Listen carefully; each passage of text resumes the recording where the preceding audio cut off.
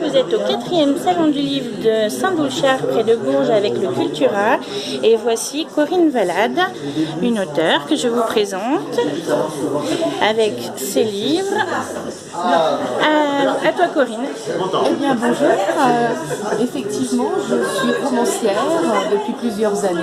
Je suis passionnée par l'histoire et sans être historienne, je travaille énormément chaque roman, ce qui représente environ une année de recherche et 6 mois d'écriture.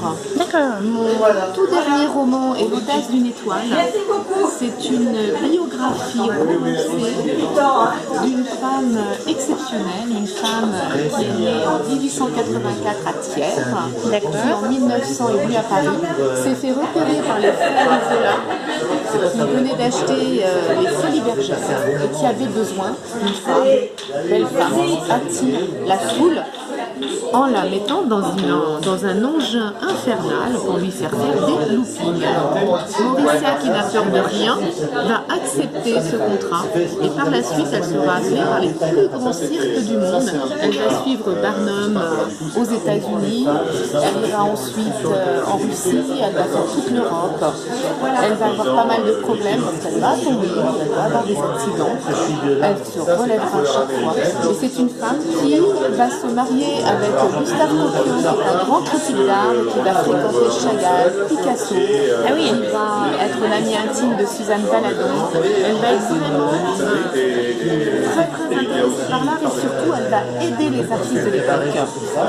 Quand elle sera plus âgée, qu'elle perd son mari, elle va aller au nord de la Seine-et-Marne, dans une petite pension à Haute-Piste exactement. Elle va faire beaucoup de bien autour d'elle et en 1945, quand les premières femmes ont enfin été primaires, eh bien elle sera mère de ce village jusqu'à sa mort en 1960. Ah oui, quand même.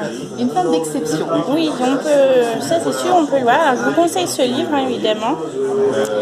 Et donc le deuxième. Victoire. Alors Victoire, c'est la suite, mais qui peut se lire séparément, du Printemps d'Aurélien.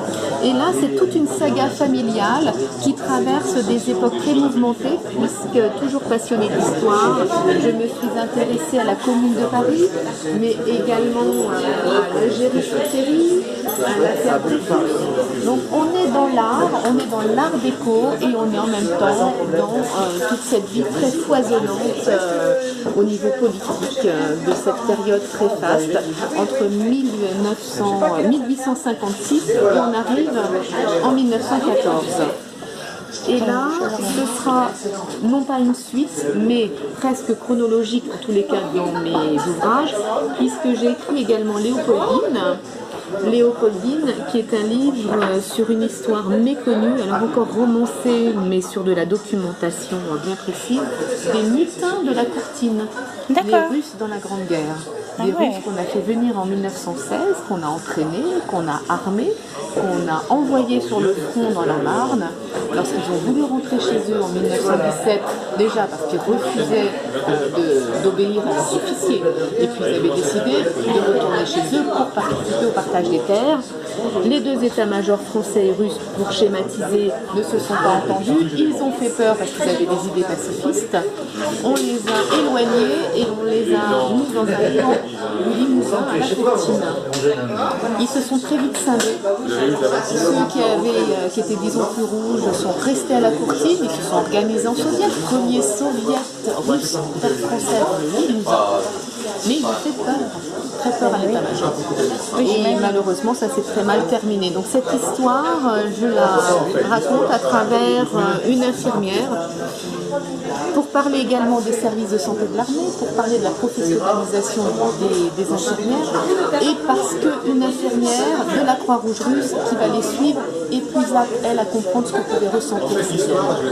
Ce qui m'intéresse aussi dans tous ces ouvrages, c'est d'avoir le sentiment de ces personnes qui ont vécu des moments forts de notre histoire.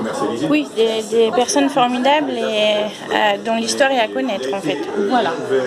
Est-ce que vous avez un site ou, Oui, j'ai un Facebook. Alors attendez, voilà. Ici.